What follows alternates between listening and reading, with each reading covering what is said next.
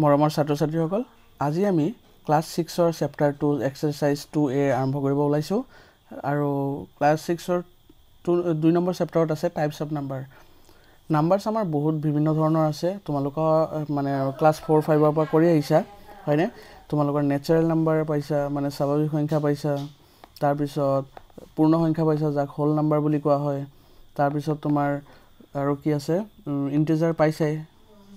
integer মানে অখণ্ড সংখ্যা এগিৰা পাইছাই তাৰ পিছত এইবাৰ পাবা তোমালোকে প্ৰাইম নাম্বাৰ মানে মৌলিক সংখ্যা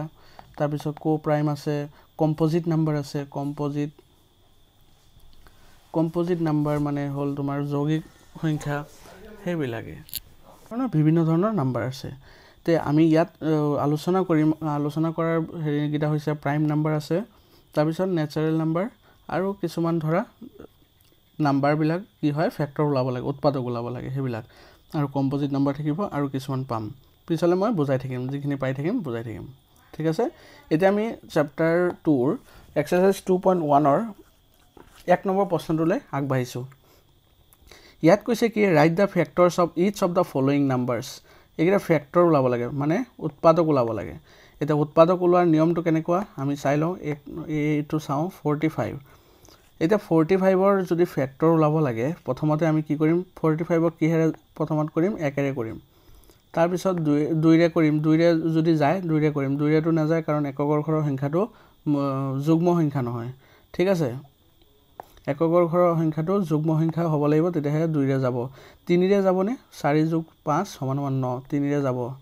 3 15 × 45 তাৰ পিছত 4 ৰে না যায় 5 ৰে যাব 5 9 × 45 পিছত 6 ৰে না যায় 7 ৰে না যায় 8 ৰে না যায় 9 ৰে যাব 9 5 × 45 কিন্তু এইটো আমি নলগাও কাৰণ কিয় এইটো ৰিপিট হৈছে 9 ইয়াতো আহিছে যেতিয়া ৰিপিট হ'ব আমি এৰি দিম তে আমাৰ সংখ্যাটো পাই গলো therefore the factors of 45 are কি পালো এফালৰ পৰা লিখি যাবা 1 3 5 9 4 15 আৰু 45 1 3 5 9 15 and 45 এইগিটা আমাৰ কি পালো ফ্যাক্টৰ পালো উৎপাদক ঠিক আছে ঠিক তেনেদৰে 62 ওলাব লাগিব এটা 62 ওলাম আমি বি নম্বৰ 62 এনেকে লিখি লওঁ 1 * 60 2 দি কৰি চাবা 2 30 যা 60 তাৰ পিছত 3 দি যাব 3 20 যা 60 4 দি যাব নে 4 দিও যাব 4 1 যা 4 4 5 যা হৈ গল তো 5 দিও যাব 5 12 যা 60 6 10 যা 60 7 দি না যায় 8 দি যাব নেকি 8 দি না যায় 9 দি না যায় 10 দি যাব কিন্তু 10 টো আগৰ ৰিপিট হৈ যাব এইকিটা আমাৰ factor therefore the factors of 60 are কি হ'ব লিখি যোৱা 1 2 3 4 5 6 10 12 15 20 30 and 60 এইদৰে আমি ফ্যাক্টৰ উলিয়াম ঠিক আছে এতিয়া আমি 2 নম্বৰ প্ৰশ্নটোলৈ আগবাঢ়িম এতিয়া আমি আহি গলো 2 নম্বৰ প্ৰশ্নটোলৈ 2 নম্বৰ প্ৰশ্নটো কি কৈছে write first 4 multiples of each of the following numbers এই গিটা নাম্বাৰৰ গুটে গিটাৰে কি কৰিব দিছে চাৰিটাকে গুণিতক লিখিব দিছে গুণিতক আমি জানোই 1 * 1 2 1 2 * 2 1 3 * 3 তেনেকৈ গুণিতক বিলাক কৰিব লাগে ঠিক আছে প্ৰতিটোৰে আমি চাৰিটাকে গুণিতক উলিয়াই লম 2a 6 লিখিব লাগিব এনেকে the first 4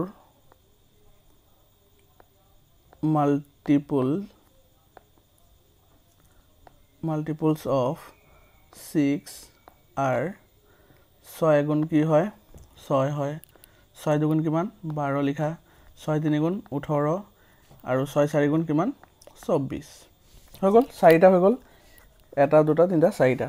6 ৰ মাল্টিপল কিটা লিখিব লাগে বি নম্বৰ কি আছে the first 4 multiples of 11 are 11 * 11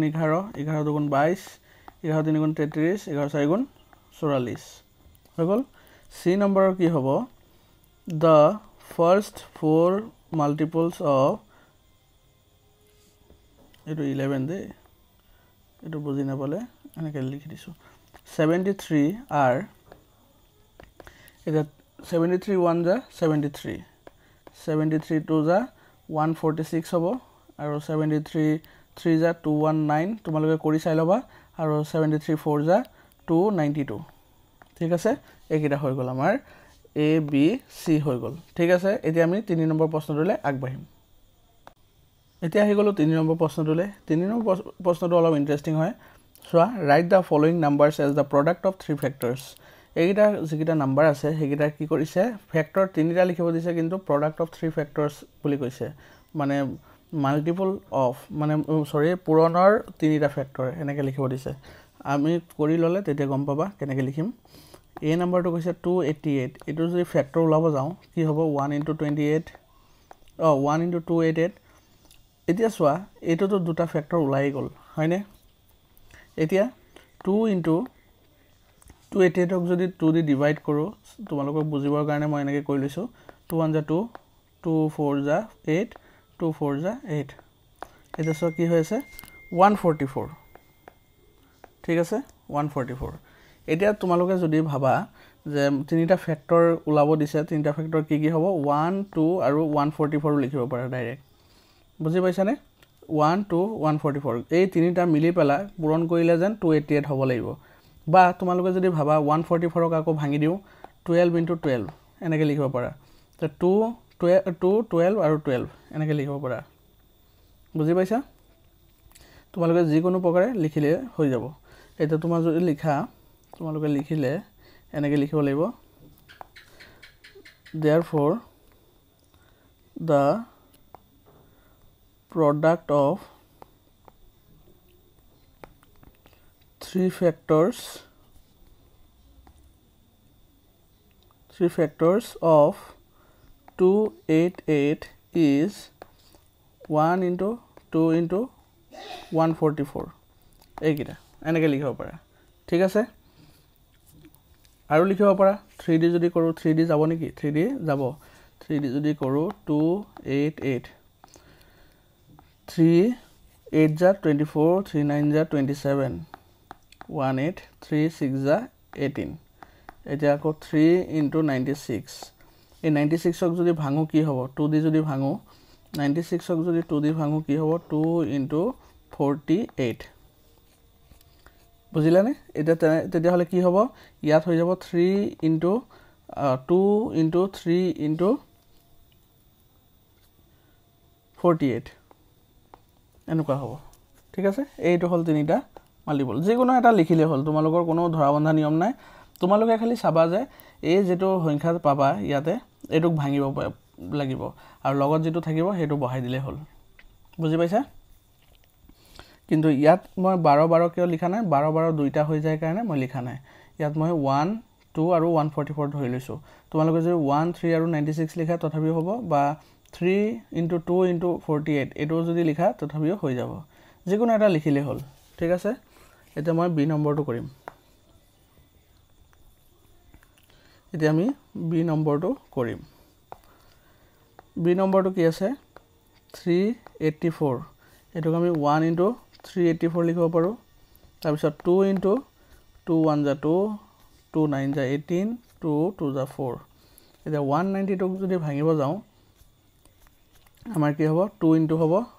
বা তোমালোকে 1 2 আৰু 92 192 লিখিব পাৰা 1 * 2 * 192 এনেকৈ লিখিব পাৰা এটো তিনিটা গুণিত তিনিটা প্ৰডাক্ট হৈ গ'ল প্ৰডাক্ট অফ থ্ৰী ফেক্টৰছ এনেকৈ হৈ গ'ল 3D যাব নেকি 3D যাব 3 * 3 1 যা 3 3 2 যা 6 3 8 যা 24 এতিয়া এটুক যদি মই দুইটা ভাঙো দুইটা যদি মানে কৰো আকৌ যদি ফেক্টৰ ওলাব যাও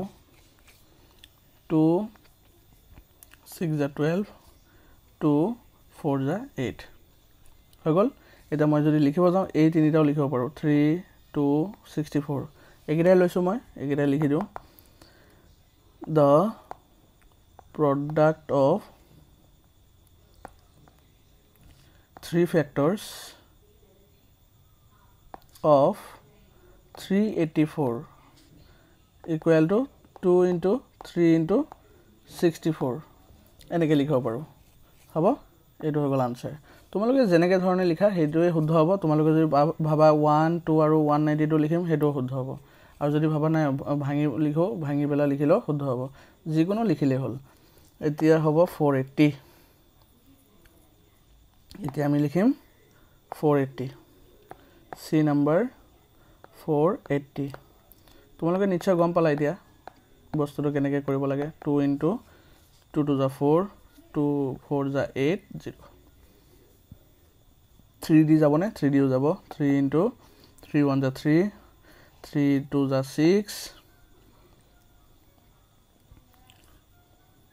3 1 the 3 ভুল হৈছে অলপ 3 1 the 3 1 remaining 18 হল 3 6 the 18 0 নমাই দিয়া হৈ গল এটা 160 ভাঙি দিয়া দুইটা ভাঙি দিয়া 2 8 the 16 80 এটা 3 2 80 এইকেইটা লিখি দিয়া তোমালোকে যি ইচ্ছা তাকে লিখিব পাৰিবা therefore the product of 3 factors of 480 equal to 2 into 3 into 80 হৈ গ'ল ক্লিয়াৰ হৈছে এতিয়া আমি 4 নম্বৰ প্ৰশ্নটোলৈ আগবাঢ়িম এতিয়া মই 4 5 আৰু 6 তিনিটা একেলগে লৈছো কাৰণ কিয় 4 5 আৰু 6 তিনিটা একে সিমিলাৰই হয় তোমালোকক চাবা মই এটা যদি কৰিও তোমালোকে দুইটা কৰিব পাৰিবা কিন্তু চোৱা মই ভালকে কৰি দিছো এই 4 নম্বৰটো কৈছে কি write the multiples of সোৱাচোন write the multiples of 7 which are in between 30 and 100 মানে কৈছে কি মাল্টিপল অফ মানে গুণিতক লিখিব লাগে হাতৰ কাৰ কিমানৰ ভিতৰত 30 আৰু 100 ৰ ভিতৰত লিখিব লাগে প্ৰথমত আমি কি কৰিম 4 নম্বৰটো আনসাৰটো স্টাৰ্ট কৰো the multiples of 7 আনসাৰটো লিখি লও multiples of 7 are কোৰ পৰা লিখিব দিছে সোৱাচোন ইয়াত কি মেনশন কৰি দিছে 30 আৰু 100 ৰ ভিতৰত হ'ব লাগিব এতিয়া 7 4 যা কিমান 28 হয় 28 টো কি হয় 30 কে কম হয় হয়নে 30 কে বেছি হ'ব লাগিব 30 কে বেছি কিন্তু 100 কে কম হ'ব লাগিব এটো কথা মনত ৰাখিবা 7 5 যা 35 তাৰ পিছত 7 6 যা 42 তাৰ পিছত 7 7 যা 49 7 8 যা 56 তাৰ পিছত 7 9 যা 63 7 10 যা 70 তাৰ পিছত 7 11 যা 77 তাৰ পিছত তোমাৰ 7 12 যা 85 84 তাৰ পিছত 7 13 যা 91 হ'ব 91 তাৰ পিছত 14 7 যা কিমান হ'ব 98 হ'ব ঠিক আছে এইখিনি লোকে আমাৰ হৈ গল কাৰণ কিয় ইয়াৰ পিছত গলে আমাৰ 100 পাৰ হৈ যাব এখানে আমি 100 পাৰ নকৰো এইখিনি লোকে হৈ গল আমি পালো 35 42 49 56 63 70 77 84 91 98 হৈ গল এইখিনি লোকে আমাৰ হৈ গল এতিয়া এইখিনি প্ৰশ্নৰ উত্তৰটো এইটোই আছিল write the multiples of 7 which are between 30 and 100 এইটো 35 টো চোৱা more than 30 আৰু 98 টো চোৱা less than 100 হৈ গল এটা তোমালোকক কৈছে write the multiples of 17 which are in between 80 and 170 ঠিক আছে এটো কৰিব লাগে এইখিনি কোন মুছিলো এতিয়া আমি 5 নম্বৰটো আনসাৰটো কৰিম চোৱা ইয়াত কৈছে যে write the multiples of 17 which are between 80 and 170 80 পৰা বেছি আৰু কিন্তু 170 তকে কম ঠিক আছে এতিয়া লিখি লও the multiples of 17 are এটা সোয়া 80 লোকে যাব হলে 17 1 যা 17 তোমালোকৰ টেবুল কিটা মুখস্থ থাকিলে ডাইৰেক্ট কব পাইলা হয় 17 1 যা 17 17 2 যা 34 17 3 যা 51 17 4 যা 68 তাৰ পিছত 17 5 যা হ'ব 85 এটা 17 5 যা পৰা আৰম্ভ কৰিম 17 5 যা 85 17 6 যা 102 তাৰ পিছত 17 7 যা 119 তাৰ পিছত 17 8 যা কিমান হ'ব 136 তাৰপিছত 17 9 যা 153 তাৰপিছত 17 10 যা কিমান হ'ব 170 কিন্তু 170 টো আমি নিলিখো আমি এইখিনিলৈকে সমাপ্ত কৰি দিম কাৰণ এইটো 170 তকৈ কম হ'ব লাগিব বিটুইন কৈছে সেইকাৰণে ঠিক আছে এতিয়া 6 নম্বৰটো কি কৈছে মাল্টিপলছ অফ 19 which are between 6 নম্বৰটো কৈছে মাল্টিপলছ অফ 19 কৰিব লাগে between 50 and 190 ঠিক আছে এতিয়া আমি 6 নম্বৰটো কৰিম ইয়াতে কৈ দিওঁ 6 number answer the multiples of 19 are 50 তকৈ বেছি হ'ব লাগিব আৰু 190 তকৈ কম হ'ব লাগিব 190 তকৈ কম হ'ব লাগিব ঠিক আছে 190 মানে 19 10 যা 190 মানে 10 যা কৰিব নোৱাৰো এটা 19 1 যা 19 হয় 19 2 যা 38 19 3 যা 57 মানে 57 ৰ পৰা স্টাৰ্ট কৰিব পাৰো 19 3 যা 57 19 4 যা 76 তাৰপিছত 19 5 যা 19 5 যা 95 তাৰপিছত 19 6 যা 114 তাৰপিছত 19 7 যা 133 19 8 যা 152 তাৰপিছত 19 9 যা 171 আৰু এইখিনিলৈকে হ'ব কাৰণ কিয় 19 10 যা 190 হৈ যায় এইখিনিলৈকে থাকি যাব এইটোৱে আমাৰ আনসাৰটো আছিলে ঠিক আছে তে আমি আজি এক্সাৰসাইজ